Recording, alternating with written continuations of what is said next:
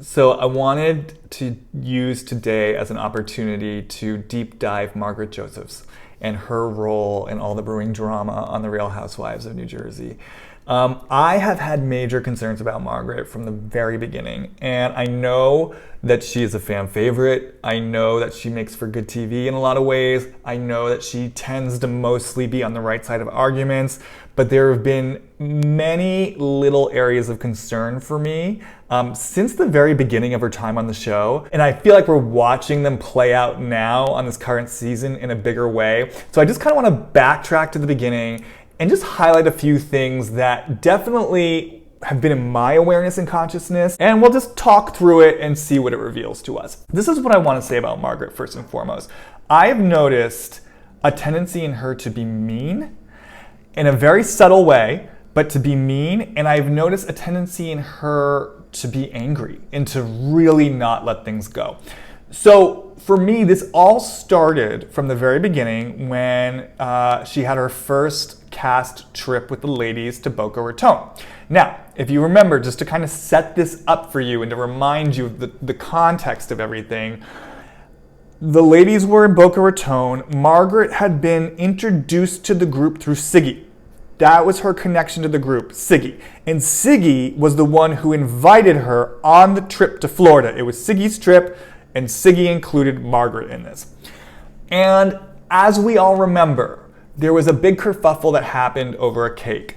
Siggy had bought a birthday cake for Melissa, and Melissa and Teresa basically ruined the cake and they threw it at each other at a public restaurant. And Siggy had a very large, over-the-top, you might even say hysterical reaction. And this reaction caused a fight between her and Teresa and Melissa. And I want to be really clear, I am not defending Siggy's reaction. I am not saying that Siggy was right in her reaction. I'm not saying that Siggy was right in her behavior. Siggy definitely was over the top in the way she handled that situation. That's neither here nor there for me. What I think is interesting is that, one, this conflict had absolutely nothing to do with Margaret. It was between three women who had a pre-existing friendship and who had already been on this show with one another the season prior. And yet, despite all that, Margaret, who again was there by Siggy's invitation and there specifically as Siggy's guest, decided that it was her place and her role to chime in on the conflict. And the way that she chimed in on the conflict wasn't from a place of trying to keep the peace or to be an impartial moderator. Instead, she actually took the side of Teresa and Melissa, and she actually made fun of Siggy. If you recall, I think Siggy was crying, and Margaret made fun of her for that. She actually called her soggy flicker, making fun of her tears. Now again, I want to say, I know Siggy had an over-the-top reaction to being called soggy flicker. She made an issue of it the whole rest of the season. And in a way, Siggy did Margaret a huge favor by being so over-the-top in her reaction, because she ultimately made Margaret look like the good guy because she was making such a mountain out of a relatively small molehill. However, that doesn't change the fact that Margaret made a choice in that moment to be mean in a conflict that had nothing to do with her. Basically, there was a fire brewing and Margaret decided, hey, I'm going to pour some gasoline over this. And for no real reason. It had nothing to do with her. And it's interesting because in a way, it really predicts some of the dynamic that we're currently seeing with between Margaret and Danielle, in the sense that if you're at a table with a group of friends, and if you see that someone like Siggy is having this kind of over-the-top, unstable, insane reaction to a pretty mild situation, at that point, does it really seem like the kind, compassionate, and adult thing to do to poke at that person? It reminds me a little bit of Scary Island in New York. You know, there's a certain point where Sonja Morgan realized that Kelly Ben-Simone was just not behaving normally. And at that point, Sonja was the one to pipe up and say, hey guys, we're dealing with someone here who's not quite well. We need to back off. That's the kind, compassionate, and adult thing to do. When you see someone's behaving in a manner that's kind of crazy, it becomes crazy to try to engage with them on that level. And I just feel like that's what Margaret did with Siggy in that moment. Like, she had a choice. I could abstain from even being a part of this because it's none of my business, but that aside, you know, I could either try to step in and calm the situation and try to calm Siggy down because I see that there's something up with her where she's not quite in reality, or I can just pile on her and basically exacerbate the situation and be mean to her and make fun of her and get some kind of underground pleasure in doing so. And that's the choice that Margaret made. And I bring this up especially because it's very similar to what's going on now with Danielle, where it's like, yeah, Danielle's crazy. I mean, there's no way around it. Danielle is not a mentally well woman, right? So when you're presented with someone who's not mentally well, and you continue to make the choice to stay engaged in conflict with them, and to antagonize them, and to be actively involved in their world and in the people they know, what does that say about you, right? It's like, what does that say about you? Now, I'm going to come back to that in a bit, but I just want to point out that this is a pattern of behavior with Margaret, where she sees someone who's not behaving totally in their right minds, and rather than making a choice to disengage or to try to be a calming force of mediation, she instead makes a decision to fan the flames.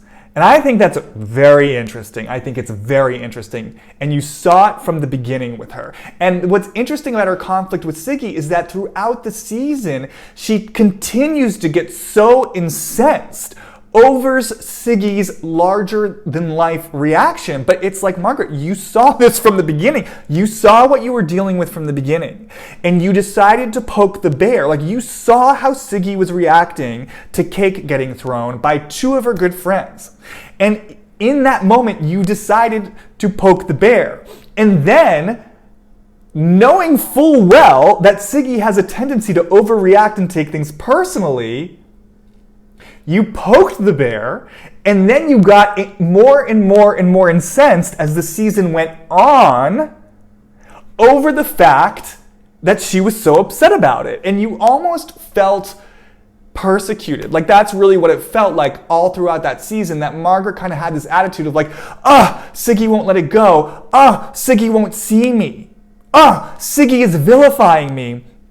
And I think that Margaret, on an unconscious level, actually has a real commitment to this kind of story of being unseen by people and then getting really pissed about it. And I'm gonna come back to that in a moment with the current season. So I was aware of that from the beginning. There's something in this woman that's a little bit mean and sort of goes for it and pokes, right?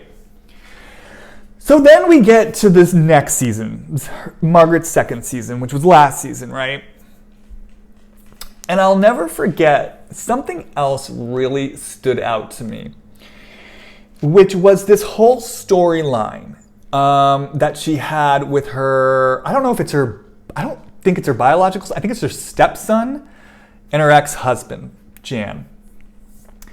And if you recall, there was a storyline where Margaret was attempting to broker a truce between her stepson and Jan.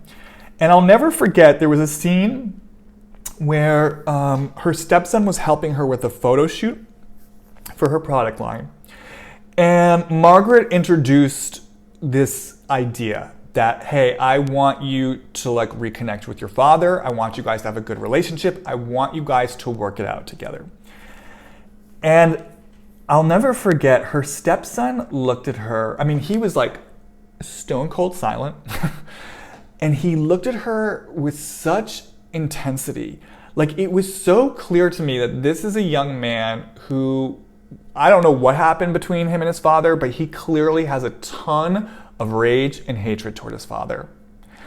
And it could not have been clearer that there was nothing in this guy at that moment that was ready or willing to reconcile with his father, that there are some really deep feelings there that need to probably be worked out in a professional setting rather than just like through the family.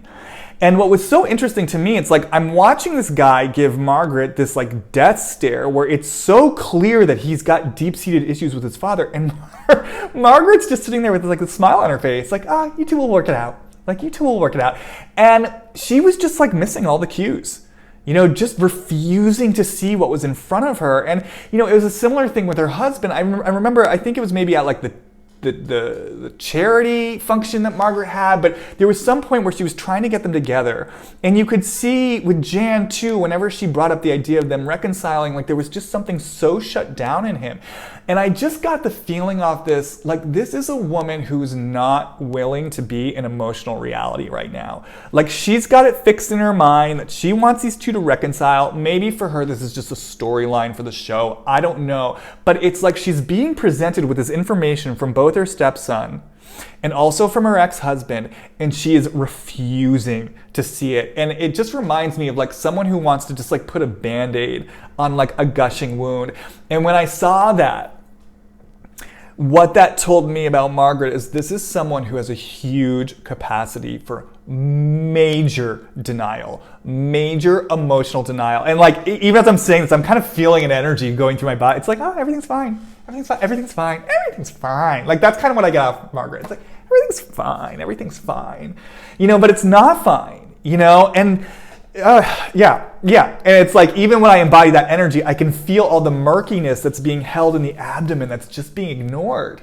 So this is someone who can be mean, she can poke, and she can be in really deep fucking denial about things. And I felt this play out too in her home with that assistant that she has. I don't remember the woman's name, but that was another, she's got this assistant or this housekeeper, right? This woman, I think she's like in her 70s. I forget where she's from. I want to say like South America maybe, but she's foreign. And she bops around the house like, oh, hi everybody, do you want some coffee? And Margaret's like, oh, we love her, she's great. And I gotta tell you guys, just purely, I mean, we haven't seen that much of her on the show, but purely from an intuitive, empathic level, oh my God, I get such a strong psychic hit. Like this woman, this housekeeper assistant, this woman's seen some things. Like, I don't think she's had an easy time in her life.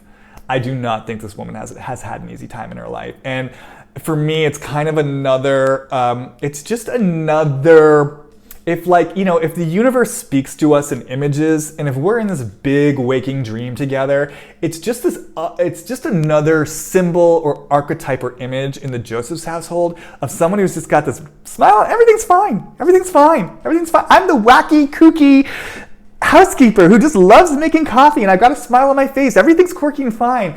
But underneath, it just feels like there's a world of hurt and there's a world of pain. And just even the way that Margaret kind of speaks about her on the show, oh, she's great, she's great. It's like, I don't think this is a happy woman.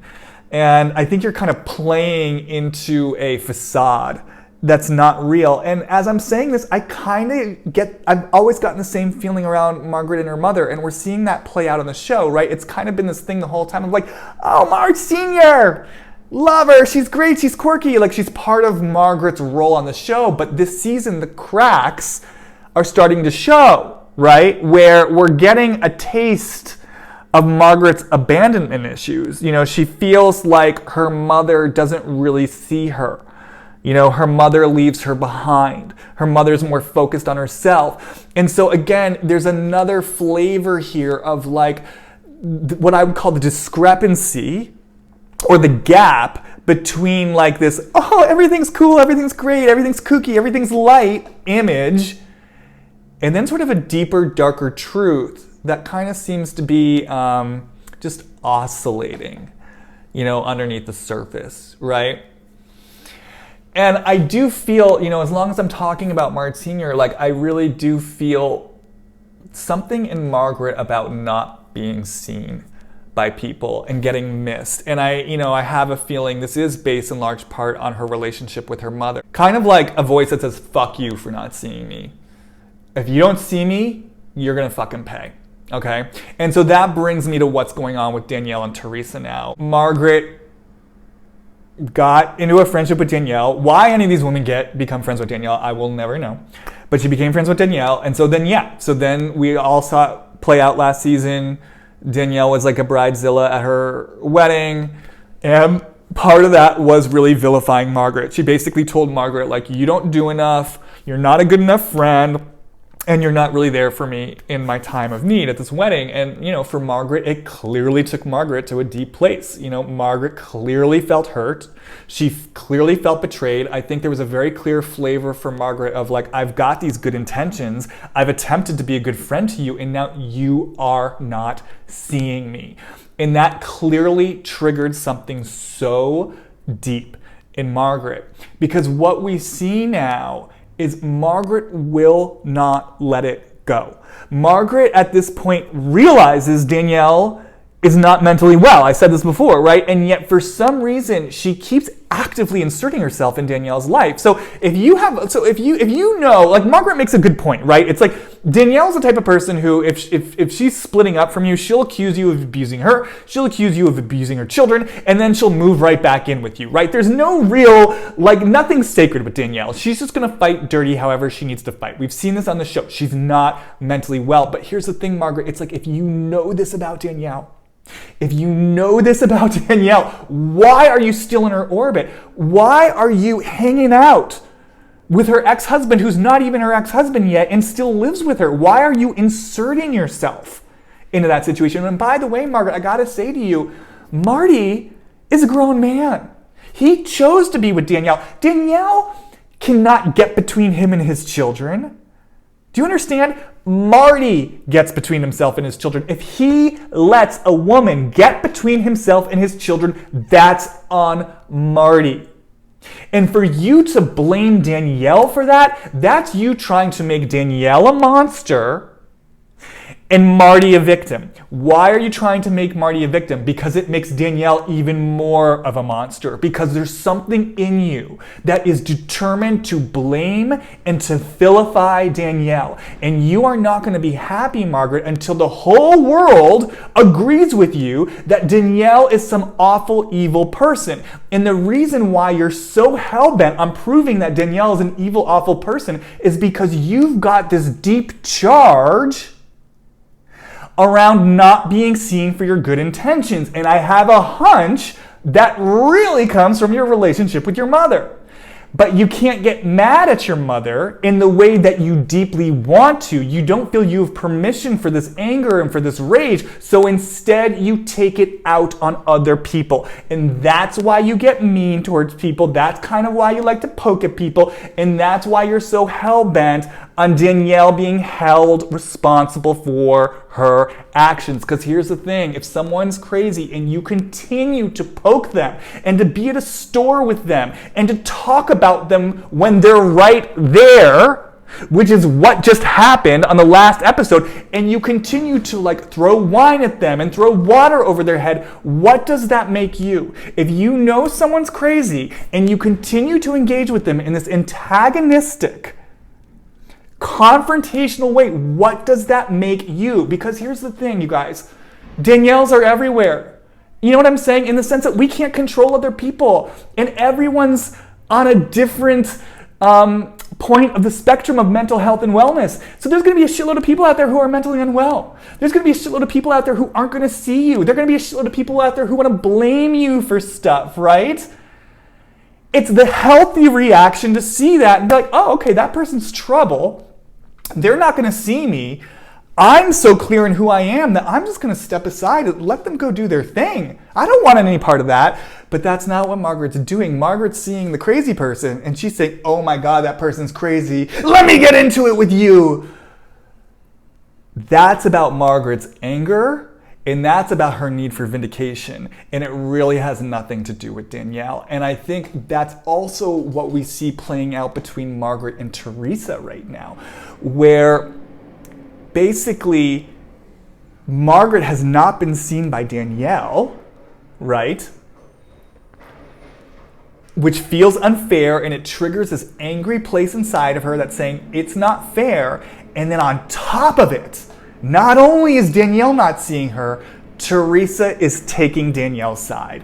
And that makes Margaret feel even more unseen. It's a double betrayal. Here's another friend who's not seeing her good intentions. And not only that, the more that Margaret tries to get Teresa to see, look, she's the bad one, see me, see me, see me, the more Teresa actually takes Danielle's side. And so that's why we're seeing Margaret once again get shitty with Teresa, right? She's starting to like make little digs about the 21-year-olds. We saw in the preview, she's going to comment about Teresa's parenting. Margaret gets nasty when she feels she's been unseen or betrayed. We actually saw this last season too with Jennifer, right? When she made that comment about Bill sleeping around, she made up a lie about Bill being unfaithful on Jennifer. You know, and then it's interesting because like she immediately cops to it and apologizes, and everyone in the group is like, well, Margaret apologized. It's okay. You know, she shouldn't have done that, but she apologized. It's like, yeah, she did apologize, and I'm not saying better that she apologizes than disowns it, but it doesn't change the fact that she went there. Margaret goes there. She's the woman. She will come up with a lie about your husband being unfaithful. She will push you into a pool. She will pour wine and water on you. Look, I get she's getting provoked by people who might be more unlikable than her. Siggy, Danielle, some would say Jennifer, although between you and me, I've secretly liked Jennifer since last season. So again, I feel like because she's getting provoked by people who are more unlikable than her, people are giving her a pass. But ultimately, just like Marty has to be responsible for his own actions, Margaret has to be responsible for her own actions. And I don't care what's happening across from you. If you are someone who is making fun of other people, oh, you're soggy flicker. If you're someone who's making up lies about infidelity in the heat of conflict, if you are someone who is pouring water on someone, pouring wine on someone, pushing someone into a pool, involving yourself in someone else's marriage and divorce, at a certain point, you gotta look at the bigger picture and say, is this me having little lapses here and there in response to other people's bad behavior, or is there something in me that is consistently inserting myself in situations that have very little to do with me and being kind of a shitty person in conflict? So you guys, I know I've been very tough on Margaret, and I do want to say that I also really do feel and see Margaret's heart. I you know, and I'm very aware that yes, she like spearheaded that charity last season. It really does seem like she's deeply in love with her husband and that she deeply loves her children or her stepchildren. So I don't want this to become a situation where I'm just sitting here vilifying Margaret.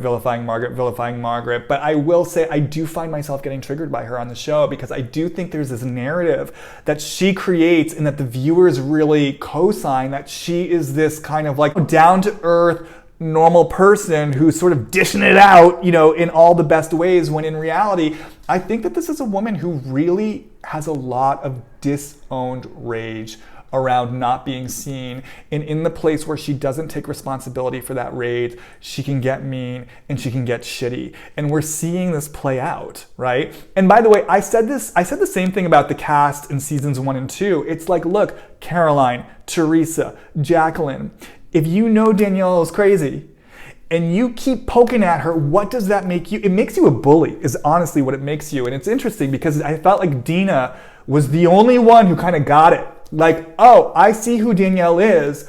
Let me do the same smart adult thing by taking responsibility for my sanity and adulthood and maturity and just disengage. You know, and Dina disengaged right off the show, whereas the other women really used Danielle as a reason and an excuse to indulge some really deep mean-spirited behavior. And it's not a good look. You know, when someone reveals themselves to be mentally unwell, it is not a good look to be ganging up on that person, you know? Disengage from them, treat them with kindness, keep them at an arm's length, but to continually involve yourself in their drama and then try to accuse them of being the bad seed or the dramatic one, it's just a way of disowning your own investment in it. So you guys, you know, I think what I want to leave you with for your own reflection, and if and when you find yourself pulled into conflict with people that you know are problematic, and you find yourself unable to let it go, and you find yourself wanting to go in and prove something, that's when it's time for you to take a look at what's going on inside you and what's getting triggered inside you. Because again, at a certain point, it ain't about them. They're triggering something in you. Because if there wasn't something to trigger in you, you would simply step aside and disengage. And Margaret has never been one to step aside and disengage. And so I feel like the invitation for her at this point is to really look at the Danielle situation and really ask herself, why am I so invested in making sure that this woman gets exposed as a crazy lady? Why am I so invested in making sure that she pays a price for what she's done to me? Because the thing is, at the end of the day, those answers are going to have everything to do with Margaret and her unresolved issues inside of herself, and absolutely nothing to do with Danielle. And if Margaret actually welcomed this as an opportunity to get to know herself better, Danielle would ultimately be her greatest and most unlikely spiritual teacher. Okay, you guys, let me know if you have any comments or questions, and let me know if you want to hear more about New Jersey.